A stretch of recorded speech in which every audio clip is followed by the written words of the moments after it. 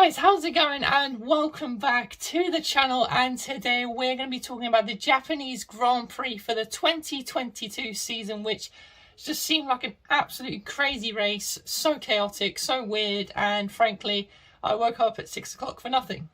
It was a race of two halves. You had obviously the delay at the start, and then obviously once we did get going, it was absolutely chaos. So we're going to get all into it like we normally do. So we'll go team by team.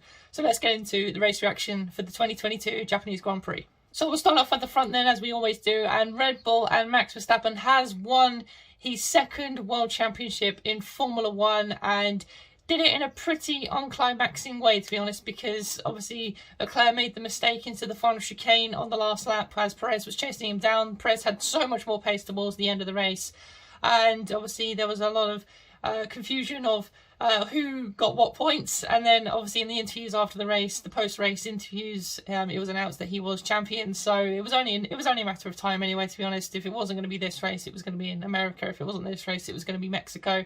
It was only a matter of time. So yeah, no, you got to say fair play to the guy there. Although Ferrari have made a lot of mistakes, he's capitalised and just absolutely dominated every single race. I think he's on 11 wins now. Was it 12? I think it's 12 including this one. So yeah, just an unbelievable performance from Max Verstappen. As much as I don't really like the guy, and I don't really like Red Bull, even though they're in Milton Keynes, which is where I'm from.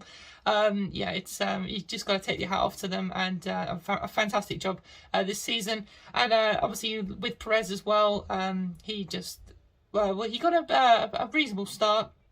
And then, yeah, just had some really good pace towards the end of the race. And then, like I said, forced Leclerc into the mistake, into the final chicane on the last lap, which gave Leclerc a 5-second time penalty. And then he managed to move up to second place. So a 1-2 for Red Bull once again this season. And yeah, it's great to see. So yeah, Red Bull, they only got to take up the constructors now. And then that will be it for 2022 for them. And yeah, a very dominant year from Red Bull, that's for sure. And I think they've beaten the record for the 2013 season as well with Sebastian Vettel, the amount of wins I think he had in a season as well. So yeah, it's fair to say Red Bull have had a fantastic year, and we've still got 4 races to go. So maybe Max can get the record for the biggest gap in a championship. So yeah, we'll wait and see on that one. But yeah, Red Bull once again absolutely dominant, and just on Max's performance as well, he led off the line, and well, obviously he pitted for the intermediates, so he wasn't in the lead the whole entire Grand Prix. But once the intermediates were on, he was gone. I think he finished about 27 seconds ahead of Perez and Leclerc. So yeah, hats off to the guy. And Max Verstappen, you've thoroughly deserved this World Championship. As much as I say I don't like to say it, it's fair play. So next up is Ferrari then, and like I mentioned, Charles Leclerc just absolutely blew it on the final corner. Well, kept P2 more or less the whole entire Grand Prix, but then like I said, started to come under pressure from Perez towards the end of the race. And then like I said, the final corner, well, the final chicane on the final lap, had to make the mistake, cuts across the chicane because obviously he's not going to slow down in time. And then I suppose it is obviously going off the tracking. I wouldn't say really gaining an advantage because Perez was coming at him at a rate of knots, and Leclerc sort of defended his line. So in a way, I don't know if he did really gain an advantage or not. I think Binotto came out and said that it was like an absolute disgrace, and he didn't agree with it at all, which obviously he would say. But yeah, that just sums up Ferrari's season, to be honest. But yeah, it was so weird having half a race as well, and all the action that happened just proves how much the rain made the race so chaotic. But yeah, Leclerc, I think he's just got to brush himself off after this year and just come back strong for 2023. Try and get as many wins as he can towards the end of this season, just to give him that confidence into next year. Because yeah, it's fair to say 2022 for Ferrari has been absolutely abysmal. And it's a massive shame to see, because, you know, Ferrari are one of the most historic teams in Formula One. So it's a massive shame. And on Carlos Sainz as well, he DNF'd on lap 1. So the first start we had, because obviously we had 2. So yeah, he crashed out at the very beginning when the race was supposed to start. And luckily, when he hit the wall, he sort of bounced onto the track. But luckily, he didn't come onto the racing line, because that would have been catastrophic if those, because I think the Mercedes and the Alpine were quite close when they were coming through. So yeah, thankfully no one was looking through a move around that outside of that long right-hander. So yeah, thankfully everyone was okay. But yeah, Sainz just completely aquaplaned off the circuit, and yeah, massive shame for Sainz. So next up, Alpine then, and Esteban Ocon. Hats off to the guy, because he dealt with that pressure from Lewis the entire Grand Prix brilliantly. Got a decent start on the restart, on the rolling start, should I say, and yeah, just managed to defend off from Lewis the entire Grand Prix. It was actually intriguing as well, because they were trying to play with Mercedes with the strategy, saying that you know, they're going to box. But obviously they didn't. I think that was just a bluff to get Mercedes to pit, to obviously, you know, get the pressure off Ocon. But yeah, no, he dealt with it absolutely brilliantly. Just the Mercedes just doesn't have the straight line speed, and obviously that clearly showed. And Fernando Alonso, it's a massive shame for him. He looked really good throughout the weekend, but yeah, P7 for him in the end, and just finished, I think it was about 11 hundredths of a second towards the line for Vettel. So yeah, great to see there.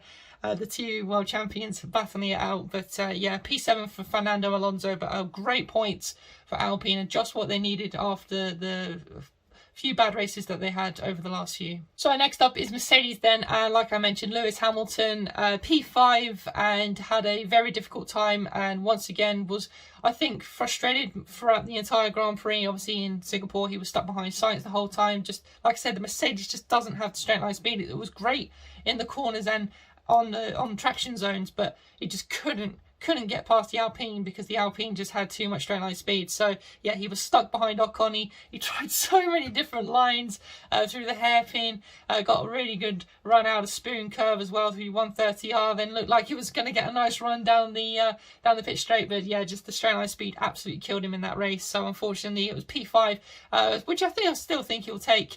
But yeah, it could have been a lot more, maybe, you never know. And George Russell, he was in a bit of a mix throughout the field, just on the edge of like the top 10. Didn't have the best of qualifying either. Mercedes really struggled this weekend, even in the dry as well, but managed to fight his way up into P8. So yeah, points for Mercedes still, but I think they probably will be disappointed with the result, because it could have been a lot more. And I can't believe I'm about to say this, but Nicholas Latifi and Williams are next. Nicholas Latifi finished in P9 and scores 2 points. They pulled an absolute brilliant strategy, as well as Vettel as well, because obviously that made them go on to the inter. The intermediate was so much faster than the wet tyre. We know that they don't really use the wet tyre, which I think they kind of need to sort out Pirelli. They need a tyre for like monsoon conditions, or something that's pacier and will cope better with grip and stuff in the wet as well, because that's the reason that they never really run it, which I actually never knew until now, because I was always wondering why we never saw the wet tyre during the Grand Prix. But yeah, nevertheless, a P9 from Latifi, and yeah, like I said, pulled a blindness strategy and just managed to stay in the points, stay out of trouble, and yeah, he's finally got points on the board, but unfortunately it's a little too late, because obviously he's already out of a seat in Formula 1 next season. So it's still not been announced who's going to replace him, but yeah, it's no more Latifi, or Go Latifi, in Formula 1. So a bit of a shame, but yeah, very happy for him. And Alexander Albon had an issue. I'm not really sure what issue it was, but he came to a standstill just on the exit of the hairpin, just completely, car went dead, and unfortunately didn't really have any chance to do anything. Next up is McLaren then, and after their good points finish in Singapore, they weren't able to sort of capitalise this weekend. P10 for Lando Norris and P11 for Daniel Ricciardo. And again, yeah, just I think they were battling here and there throughout the field, just didn't really have the pace really, and yeah, only 1 point away from this weekend, and I believe that has put Alpine back ahead in the constructors as well after their good points finish. So yeah, that battle is going to be really, really interesting, because 1 minute it seems Alpine are slow or just have really bad luck, and then McLaren look good, and then it just switches for the next weekend. So it's going to be a fascinating end to the to the end of the season, sorry, with the 4 races we've got remaining. So yeah, I can't wait to see how that battle ends. Obviously I'm cheering on McLaren, but I also want Alpine to do well, because obviously I have a family member that works for the team, so it's kind of 50-50, but I would like to see McLaren get it more than Alpine. Next up then is Aston Martin. I actually should have mentioned them before Alpine, but never mind. Sebastian Vettel, P6, like I mentioned, was holding off Alonso towards the end of the Grand Prix. There was just so many drivers that seemed so quick at the end, but just couldn't get past, like Perez, Hamilton, Alonso. So yeah, it was great to see. But yeah, Vettel again, like Latifi, pulled an absolute blinder with the strategy, and that really made them have the advantage towards the end of the Grand Prix. So yeah, a lot of other teams should have done that, because if they would have done, then they, you know, would have been able to capitalise just like the others. But yeah, P6 for Sebastian Vettel, and a great holder points for Aston Martin, just what they needed. Lance Stroll P12. He actually got a really good start at the standing start right at the beginning. But yeah, unfortunately, just wasn't able to capitalise on points, which we know Stroll is normally quite good at that, just even if it's the 1 point or so, but wasn't able to do it on this occasion, unfortunately. So yeah, P12 for Lance Stroll. So next up then is AlphaTauri, and we'll start with Yuki Tsunoda, because obviously it was his home Grand Prix, and it was great to see all the fans supporting him, and he really looked like a man who was just happy constantly. Every time you saw him, he was always having a smile on his face. So yeah, even though he didn't get any points, he finished P13, and Pierre Gasly in P18 as well. We'll get on to him in a minute, because obviously there's a massive controversy moment. But yeah, Yuki Tsunoda unfortunately wasn't able to get any points, but it was just so good to see him in his first home Grand Prix, obviously, since he's joined Formula 1. And yeah, but unfortunately he wasn't able to convert it into points. Once again, the AlphaTauri was just awful. And then, like I mentioned, Pierre Gasly did have a little bit of bad luck towards, well, at the beginning of the Grand Prix, at the standing start. And then went over the barrier that had been picked up by Sainz, I think it was, when he went off. He sort of brought it onto the track. And then the controversial moment where the red flag was brought out, I literally think 2 seconds, because they brought a tractor onto the track for Carlos Sainz's crash. I think it was lap 2. Gasly obviously had to pit for the new front wing. Coming round just on the exit of the hairpin, and they release a tractor onto the track. Now, I don't care if Formula 1 has got safer with the halo, with virtual safety cars and stuff. What are the FIA doing? Have they not learned anything from 2014? Like, it's ridiculous. There's no excuse for it. And yeah, I think there's already an investigation going on into it. I don't know if it was the FIA or they just brought the tractor onto the track. I'm not sure, but obviously, you know, we've seen tractors on coming onto the track this season in other races, like Italy, for example, with Ricciardo's car. But just to do it in those sort of conditions is just ridiculous. And I was obviously, you know, about half awake when I was watching the Grand Prix, because I did wake up at 6, and I woke up at I think it was 6 for qualifying as well. No, sorry, it was 7 o'clock. But yeah, obviously I was half asleep. But then I saw Gasly like really mad in the garage, and I was like, why is he so mad for? What's going on? And then I heard about the tractor situation, because I was kind of like, you know, sort of in bed, just like trying to stay awake as much as possible. So I wasn't fully aware of what happened. But yeah, there's just no excuse for it, and he has every right to be upset, because, you know, that could have easily been a much worse incident. And I know that nothing happened, but you never know in Formula 1. Like I said, even with the halo, you just don't want to risk it. And after losing Jules Bianchi like we did, it was absolutely devastating. So for them to just do that again is just horrible. So yeah, I don't really know what was going on there, but like I said, it is being investigated. And I believe the FIA did give Gasly 2 penalty points and a 20-second time penalty for speeding under the red flag or that part of the track at the time, which I don't know if it's just a cover up for the FIA, but nevertheless, that was all a bit odd. But that can't happen again. Please don't release tractors on the track in those type of conditions, because it is ridiculous. At least wait till they're all into the pits, and then they can bring the tractor onto the track. It's just unacceptable. So next up then, we'll talk about Haas and Mick Schumacher. Well, he led the race for about half a second after staying onto the wet tyre. That was definitely not the way to go, like I mentioned earlier. Stayed out, and everyone came into the pits, and he stayed out and led the race for literally about half a second until Max overtook him again. And then yeah, after that point, he left the wets on too long, and that was pretty much his race done, to be honest.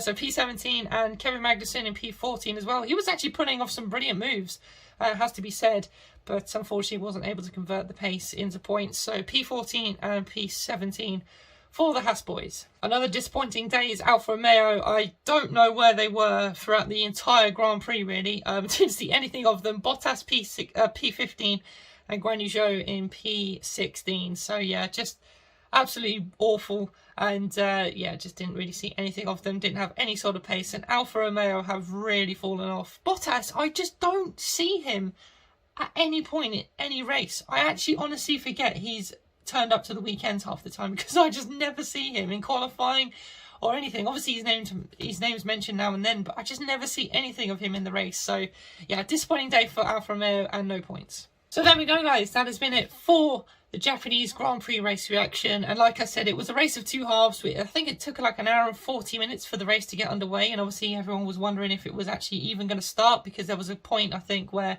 a lot of people were like, well, what's the point? At this point, we might as well go. But luckily, the FIA said, no, we're going to get this race underway. And yeah, we managed to get a race underway. But they have to sort out the wet tyres, like I said, because they just don't get used. What's the point of having them there if they're never going to get used? Because we could just delay the races all the time and then just start on the inters like they've already done, because it's clear to me that no driver at all wants to go onto the wet tyre. And obviously, you know, if it's not going to produce grip and it's going to be dangerous, then what's the point? What is the point? They need to sort that out. But yeah, like I said, guys, if you want to let me know what your thoughts are of the race, like I said, it was absolutely crazy, and it just doesn't feel, I don't know, I just have really weird feelings about the race. It was just so weird. And obviously the way the championship was won as well, it's just mad. But nevertheless, guys, if you have enjoyed this race reaction, please do give it a thumbs up. 4 races to go, so make sure you subscribe to the channel as well, so you never miss out on any of the race reactions left for this season and any other videos I upload as well. So I will see you all again in the next one, guys. Take care. Never break, always fight, never quit, do it right, play the game, win it life, have no shame, there's no time, feel the pain, live the grind.